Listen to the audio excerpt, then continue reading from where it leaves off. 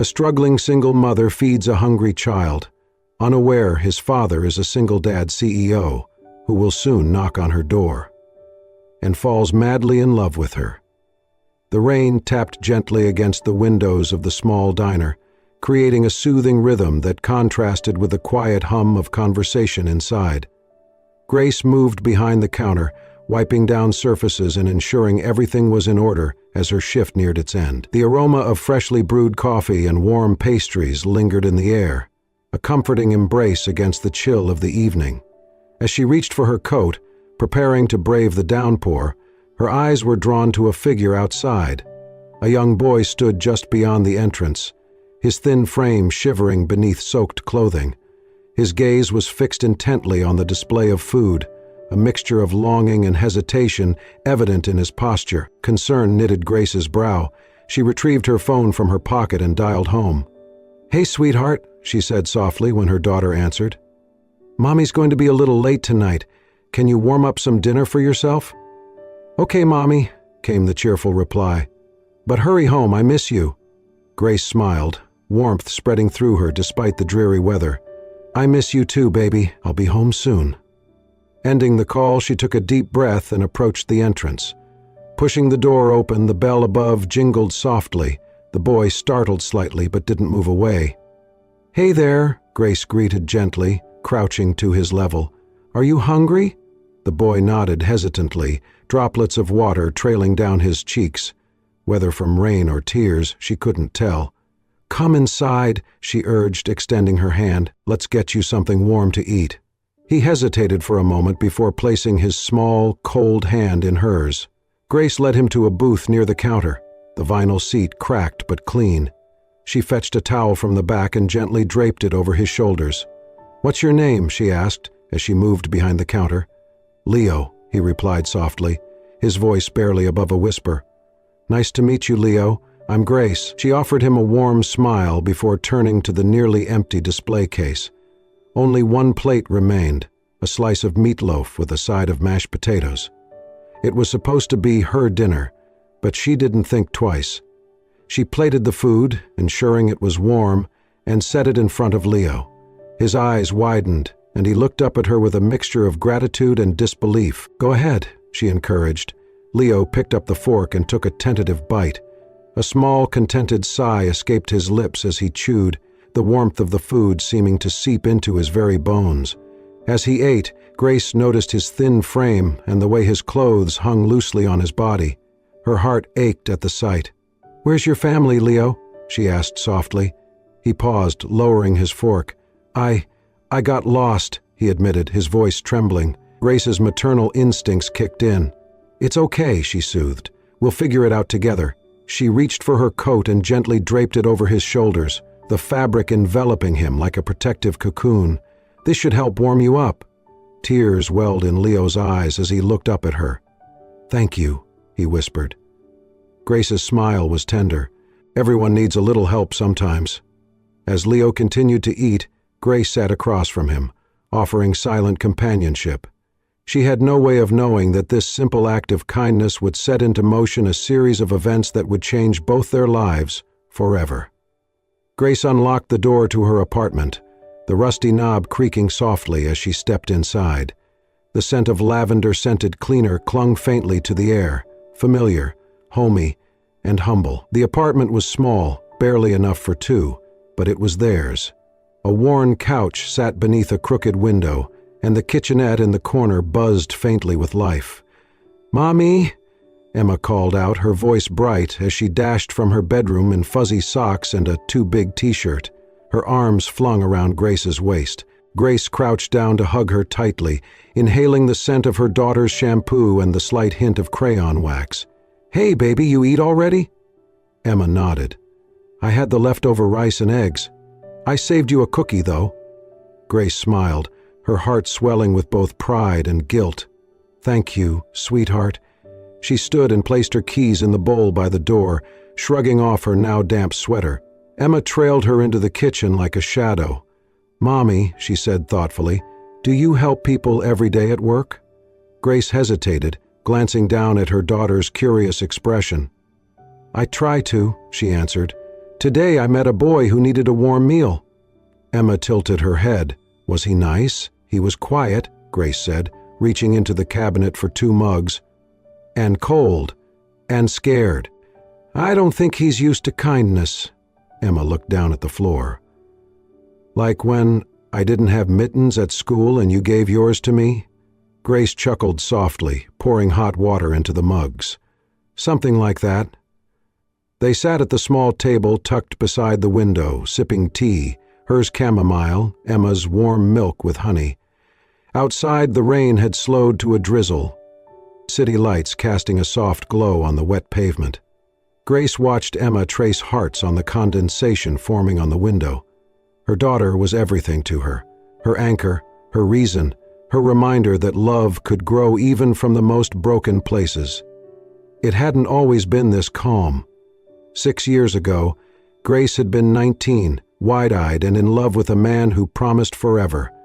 When she told him about the baby, he walked out without looking back. She remembered the sharp sting of betrayal, the tears in the bathroom, the fear of facing the world alone with a life growing inside her. But when Emma was born, everything changed. She wasn't just a girl who'd been left behind anymore. She was a mother. And that gave her strength she didn't know she had. Since then, Grace had worked every job she could find, waitressing, cleaning homes, tutoring kids after school. She'd learned to stretch a dollar so far it became an art form. Nights were long, her body tired, but she never let Emma see her break. What she lacked in money, she tried to make up for in warmth. Storytime before bed was non-negotiable. So were hugs, songs during bath time, and pancakes shaped like stars on birthdays. Her friends called her selfless, but Grace didn't see it that way. "I'm just doing what moms do," she often said.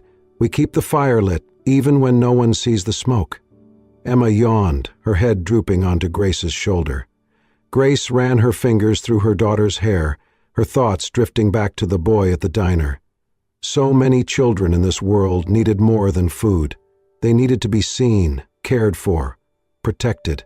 Emma mumbled something in her sleep and Grace whispered, "I got you." She carried her daughter to bed, tucking her beneath their threadbare blanket with gentle hands. Then she sat beside her for a while, watching her chest rise and fall in rhythm.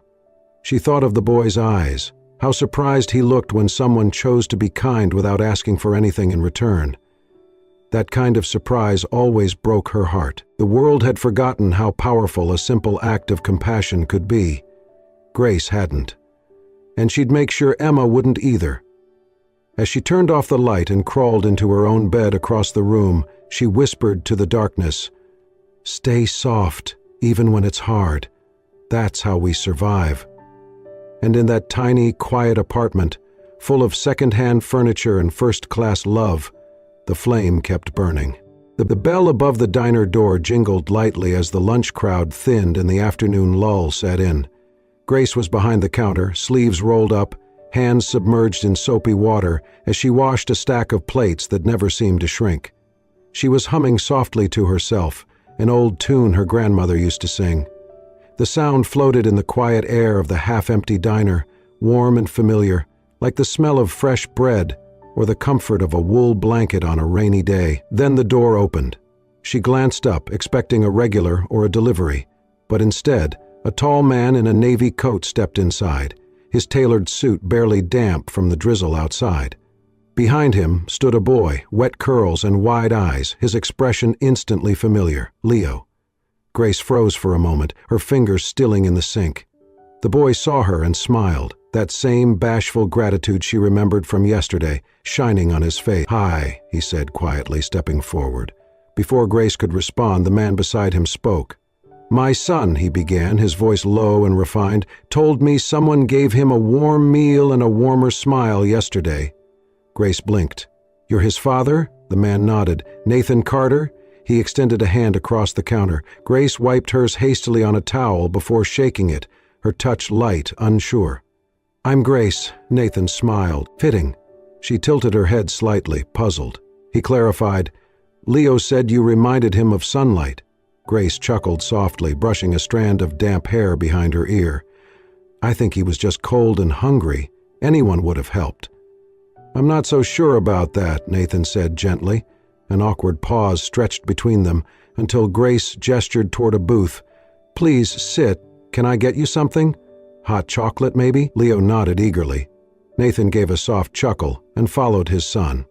Grace returned moments later with 2 mugs, steam curling upward like whispered secrets. She set them down, then leaned slightly on the counter, unsure what else to say. "You don't remember me, do you?" Nathan asked. Grace blinked. "Should I?" He smiled, not offended. "Probably not, but I remember you. I've passed this diner before, late nights after meetings, early mornings before flights. Always saw you through the window, working. Steady. Focused." Grace looked down, unsure what to make of that. Nathan continued, "But yesterday, my son saw more. He saw kindness. And he told me, 'Daddy, she looked at me like I wasn't just a lost kid, like I mattered.'" Grace's throat tightened. "I'm sorry he got lost," she said softly, "but I'm glad he found his way here." Nathan studied her, his expression thoughtful. She wasn't beautiful in the magazine cover way he was used to seeing at charity galas and board meetings, but there was something radiant about her, the calm steadiness in her eyes, the way she carried herself with quiet dignity, no makeup, hair tied back, apron slightly stained, and yet she looked more alive than anyone he'd met in weeks. He glanced around the diner, the cracked vinyl booths, the hum of the ancient refrigerator, the faded photos on the wall. This place was a world apart from his glass office towers and curated penthouses, but it felt real. Leo sipped his cocoa and swung his legs under the table. "Miss Grace, can I come back sometime?" Grace smiled warmly. "You're always welcome here, Leo." Nathan watched her as she returned to the counter, picking up a rag and resuming her cleaning like nothing had changed. But something had. He wasn't sure what. He just knew that watching her move, humming again under her breath, he felt grounded, present. Not as a CEO, not as a widowed father, just as a man. And for the first time in a long time, he didn't want to rush away to a meeting or a flight. He just wanted to stay. He leaned forward slightly, hands clasped around the warm mug. "You ever get tired?" he asked, surprising himself. Grace glanced up. Of always giving?" She paused, the question hanging between them. Then she said simply, "Sometimes, but I'd rather be tired from kindness than rested with regret." Nathan didn't respond right away. He just nodded, looking down at his coffee like it held some answer. And Grace just kept scrubbing a dish, her movements steady, her heart unaware that it had just become the quiet center of someone else's storm. Nathan came back 2 days later, then again the next week, and the next. Always around the same time, just after the lunch rush, when the diner was quiet, and Grace had a few moments to breathe. He'd slide into the same booth by the window, order something simple, coffee, a sandwich, a slice of pie, and stay longer than necessary. Sometimes he brought Leo, sometimes he came alone. Grace noticed, of course, but she never asked why. She only smiled and took his order, and if she had a few minutes, she'd sit across from him with a mug of her own. Their conversations started casually, about weather, traffic, food, but slowly the layers peeled back. Nathan talked about fatherhood, about how he wasn't always sure he was doing it right. Grace talked about Emma, how she loved dinosaurs and refused to eat green beans. They laughed about school pickup lines and the impossible task of finding shoes that didn't fall apart in 2 months. One day Grace asked, "Where's Leo's mom?" Nathan hesitated, then said quietly, "She passed away 4 years ago, car accident." Grace's eyes softened. "I'm sorry." "Thanks," he said. "It was hard, still is, but Leo gives me purpose." Grace nodded slowly. "I know what that's like." She told him in turn about her ex, the man who had left when he learned she was pregnant. The years of doing everything alone, the nights when Emma had fevers and Grace cried in the hallway because there was no one to call. And also the joy, the quiet, deep joy of watching a child grow into her own little self. Nathan didn't interrupt. He just listened. And Grace appreciated that more than he knew. Leo and Emma, meanwhile, became fast friends. They built forts under the diner tables while Grace worked, shared cookies. Once, Grace caught them huddled behind the counter whispering about a super-secret plan to convince their parents to let them have a sleepover. Nathan always paid in cash. He never gave a last name. And Grace, though curious, respected his space. There was something refreshing about it, two people connecting, not through expectation but through presence. Still, she didn't know the man who came in wore $1,000 suits to boardrooms and made decisions that moved millions. Nathan liked it that way. He wasn't Nathan Carter, CEO, when he sat across from Grace. He was just a dad, a man, a little tired, a little broken, slowly rediscovering parts of himself he thought were long gone. One evening, the sky turning pink outside, Nathan stopped by without Leo. Grace was wiping down the tables, humming softly. The place was nearly empty except for one cook in the back and a waitress on break. He watched as Grace packed up 2 to-go containers. She set one aside, then placed a sticky note on the other. For Emma. Heat for 30 seconds. Love you, Mom. She tucked it into her purse. Then she turned and handed the second box to the young dishwasher, a boy no older than 20 with weary eyes. You didn't eat today, she said gently. Don't pretend I didn't notice. He mumbled a thank you, eyes wide with quiet surprise. Nathan stood in silence, watching. It wasn't just the gesture, it was the ease of it. Grace didn't do it for recognition. She did it like breathing. She moved through life giving in small, consistent ways. A sandwich here, a smile there, a warm word, a late-night lullaby, a slice of herself. It hit him suddenly this wasn't just a kind woman. This was the kind of woman who made a place feel like home. The kind of woman who could hold grief in one hand and grace in the other. The kind he never thought he'd meet, and never knew he was waiting for. Later, as he sipped the coffee she'd poured him, Nathan said, You give a lot. Grace smiled, tired but open.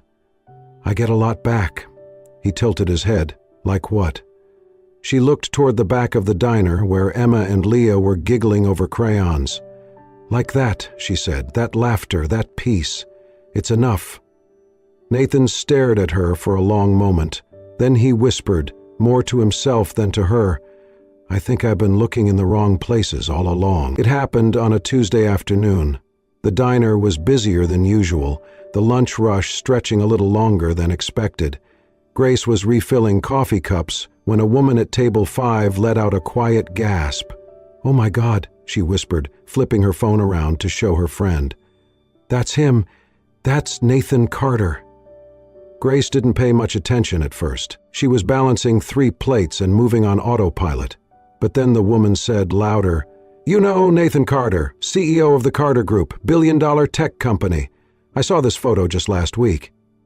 Grace turned, her eyes automatically drawn to the phone screen, and froze. It was him. Same smile, same eyes, same man who had been sitting in her diner every week for the past month. Grace blinked, heart stuttering. Her breath caught somewhere between disbelief and confusion. She finished the plates, cleared her section, then waited until the rush died down before heading to the corner booth, where Nathan, unsuspecting, was sipping his usual black coffee. He looked up and smiled. Hey, can I talk to you outside? Grace asked, her voice even but tight. Nathan stood immediately, sensing the shift in her tone. Outside, the wind had picked up, the clouds rolling in, mirroring the tension in the air. You're Nathan Carter, she said. It wasn't a question. Nathan exhaled slowly, running a hand through his hair. I am. Grace crossed her arms. The CO? Billionaire. The guy all over business magazines. Yes, he admitted. That too. She searched his face. Why didn't you tell me? Nathan looked away, then back at her. Because I didn't want that to be what you saw. Grace's jaw tightened. You let me think you were just some quiet single dad, some stranger passing through. I am a single dad, he said, and I was passing through, until I met you. She shook her head slightly, emotions swirling. So what was this? An experiment? See how the other half lives? No. His voice was firm, almost pained. It wasn't like that. Grace, I was tired of being someone else in every room I entered. of people adjusting their tone, their words, their faces, just because of a title. With you, I was just me, and for the first time in a long time, that felt like enough. Her eyes glistened. He stepped closer. I didn't lie, I just withheld, because I didn't want to ruin it. Grace looked down, then back up. You should have trusted me with the truth. Nathan nodded. I know. There was a long pause. The street behind them hummed with life, cars passing, birds fluttering between branches. Then Grace said quietly, I've been lied to before. I've been left. I've been made to feel like who I was wasn't enough. And when you didn't tell me, it felt like that again. I'm not him, Nathan said softly. No, she agreed, but I'm still me. She didn't yell, she didn't cry. She just stepped back. I need some space, she whispered. Nathan's throat tightened, but he didn't argue. He only nodded. I understand.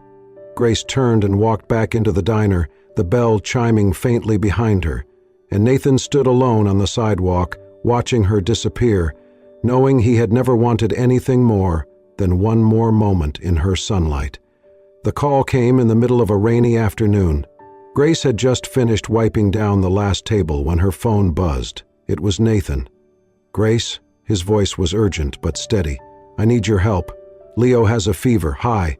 He's with the nanny, but I'm stuck in a meeting across town. Can you take him to the hospital? She didn't hesitate. Of course. Text me the address. I'm on my way. 20 minutes later, Grace walked into Nathan's high-rise building, took the elevator up to the condo, and found Leo curled on the couch, flushed and shivering, cheeks pink with heat. The nanny was clearly panicked.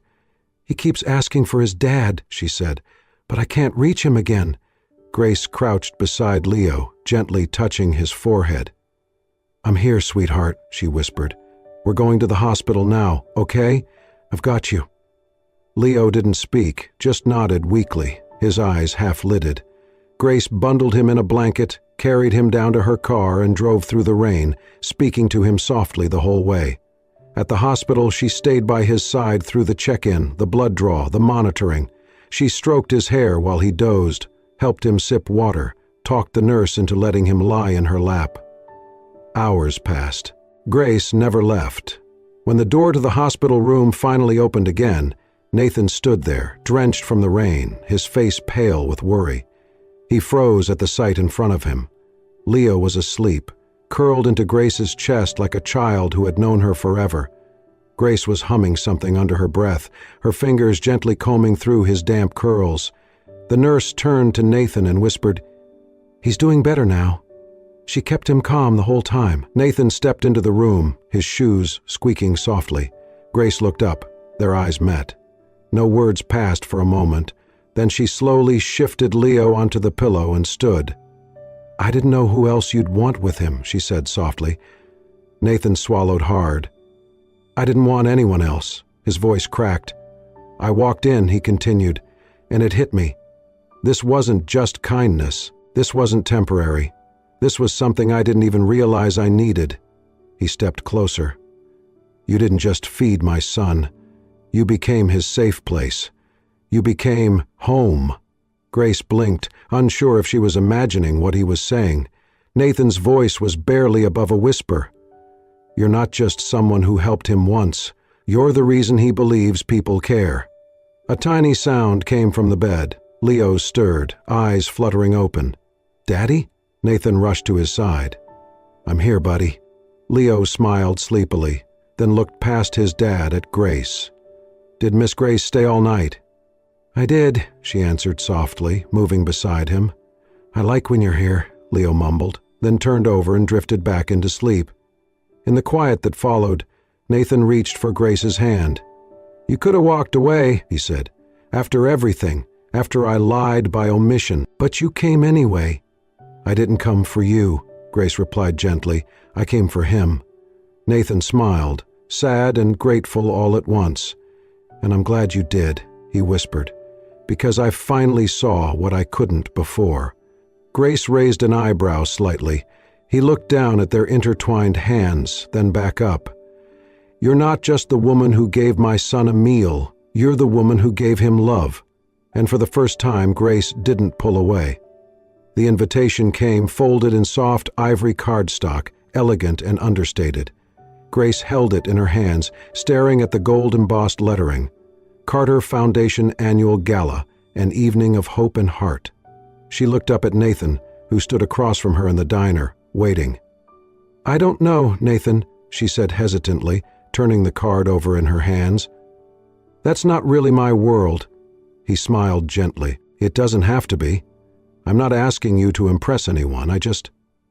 I want you there, with me." Grace hesitated. The idea of walking into a room full of wealthy, perfectly polished people in designer gowns made her stomach twist. She had second-hand dresses and a single pair of heels with a wobbly buckle. "What would I even wear?" Nathan chuckled. "Whatever makes you feel like you." She laughed softly, shaking her head. "That's the problem. What if me isn't enough in that kind of room?" Nathan stepped forward, taking her hands in his. "Grace," he said, voice low and sincere, "I don't need you to fit into my world. I just need you to keep being the woman who made me want to live again." Grace looked into his eyes, the warmth there melting, the last edge of fear clinging to her ribs. So she said yes. The night of the gala, Grace stood in front of her mirror, smoothing the simple navy Yule dress she'd borrowed from a neighbor. Emma had helped her with her hair, twisting it back into soft waves, and Leo had declared she looked like a real princess. But it was Nathan's face when he saw her that made her believe it. "Wow," he whispered when he came to pick her up. "You're radiant," she blushed, laughing softly. "Let's hope I don't trip on the way in." He offered his arm. "If you do, I'll fall with you." The ballroom was a sea of chandeliers and champagne, elegant gowns and polished suits. People turned when Nathan walked in. Many knew him, admired him, followed him. But his eyes never left Grace. He kept her close as he introduced her to colleagues and partners, always with pride. "This is Grace," he said simply, "a very important part of my life." At first she felt the stares, the subtle glances, but after a while they faded.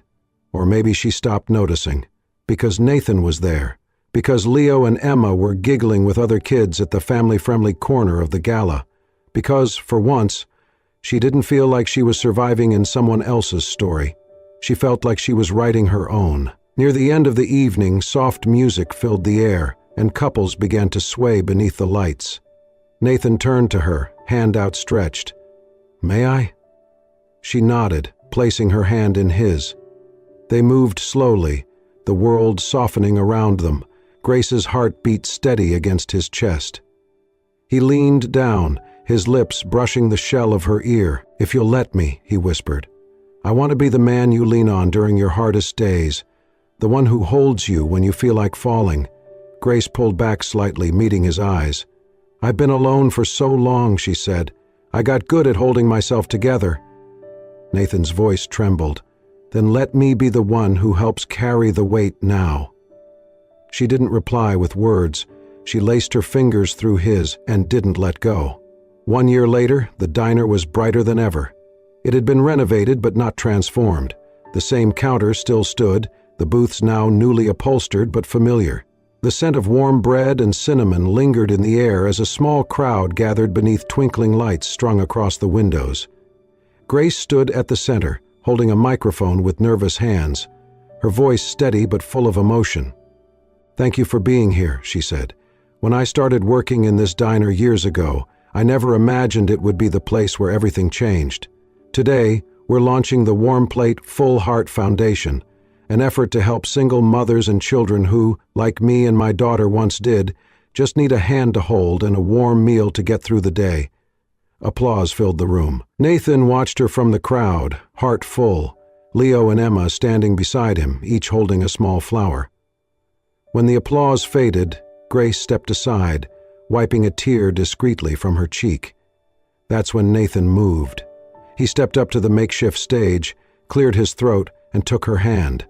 The room fell silent again, the way only love could hush a room full of hearts. "I wasn't planning to speak," Nathan said, smiling. "But then again, Nothing about Grace ever goes according to plan, and I've never been more grateful for that.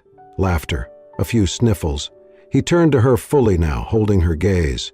Grace, you gave my son something no one else did. You gave him dignity, warmth, and love when you had so little to spare.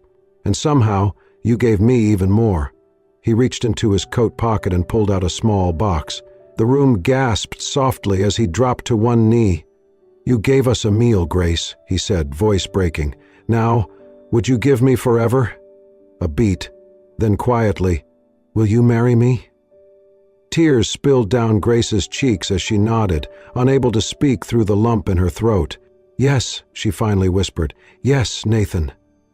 Leo and Emma ran forward, throwing their arms around them. The crowd erupted in applause and cheers, the little diner filled with joy so palpable it clung to the air like sunlight. 5 years later, a modest house sat on a hill at the edge of town, surrounded by tall trees and a garden full of wildflowers. The walls were lined with family photos, mismatched frames filled with laughter, scraped knees, bedtime stories, and lazy Sunday mornings. Inside, Grace flipped pancakes in the kitchen while humming a soft tune. Emma, now 11, helped slice strawberries. Leo, a year older, set the table with practiced care. From down the hall came the sound of tiny feet. Ella, their 3-year-old daughter, burst into the kitchen wearing a princess dress and holding a crayon drawing. Mommy, I made you and Daddy and me and the doggy. Grace crouched down, taking the picture with a laugh. We don't even have a doggy yet. Not yet, Ella insisted. But we will. Nathan appeared in the doorway, tousled hair and reading glasses still perched on his nose. He smiled at the scene, his daughters, his son, the woman who saved them all, and walked over to kiss Grace on the forehead. Story time after breakfast? Always, she replied. Later, as the kids played in the yard, Nathan and Grace stood on the porch, coffee mugs in hand. The wind rustled the trees, carrying with it the sound of laughter and squeals of joy. Nathan wrapped an arm around her waist, pulling her close. You know, he said, voice low, there was a time I thought I had everything. She looked up at him. And then I lost it all, he continued. But now, I know better. He kissed her temple. Now, I just have you. And them. And this is everything. Grace rested her head against his chest, the steady beat of his heart the only rhythm she ever wanted to follow, and in that moment, beneath the morning sun, with the world still sleepy around them, they stood not as survivors of broken paths, but as builders of something whole. A home, a family, a love story that began with a plate of food and became a lifetime. Sometimes all it takes is a single act of kindness, a warm plate, a gentle smile, a simple yes, to rewrite the course of a life. Grace didn't give to be noticed. She gave because it was who she was. And in doing so, she didn't just feed a hungry child, she fed a future, a family, and a love story destined to last a lifetime. If this story touched your heart, reminded you of the beauty in everyday kindness, or simply made you believe in second chances, please like, share, and subscribe to Soul-Stirring Stories, where every tale is a reminder that the smallest actions can lead to the most life-changing moments. Until next time, keep your heart open and your hands ready to lift someone else.